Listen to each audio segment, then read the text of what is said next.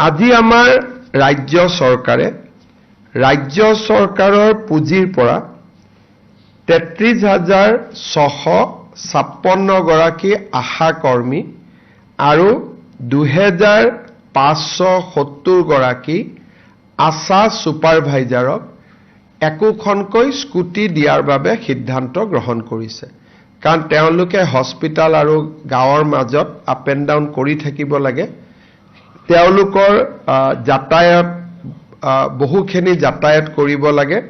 সেইকাৰণে আমি তেওঁলোকক আশা এক্সপ্ৰেছ, যেনেকৈ আমি ASRLMত কাম কৰা জীৱিকা সখী বাইদেউসকলক সখী এক্সপ্ৰেছ দিছিলোঁ, এওঁলোকক আমি আশা এক্সপ্ৰেছ দিম, যাৰ জৰিয়তে 33,656 গৰাকী আশা কৰ্মীয়ে একোখন স্কুটি পাব আৰু 2,570 গৰাকী আশা কৰ্মীয়ে আশা সুপাৰভাইজাৰে বা আশা ফেচিলিটেটৰে 2,570 গৰাকী তেওঁলোকেও চাকৰি পাব।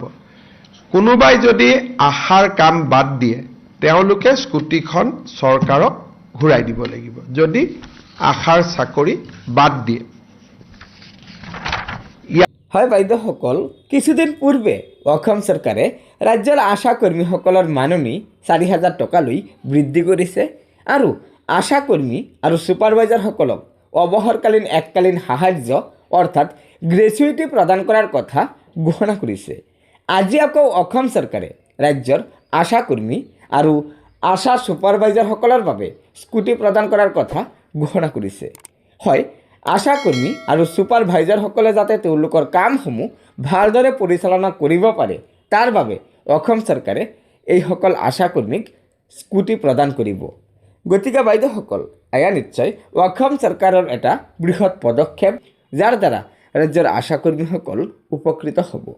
গতিকে লগৰ বান্ধৱীসকলক এই ভিডিঅ'টো শ্বেয়াৰ কৰি আজিৰ এই গুৰুত্বপূৰ্ণ খবৰটো জনাই দিব আৰু নতুনকৈ অহা বাইদেউসকলে অনুগ্ৰহ কৰি আমাৰ এই চেনেলটো ছাবস্ক্ৰাইব কৰি ল'ব। ধন্যবাদ। জয় আই অসম।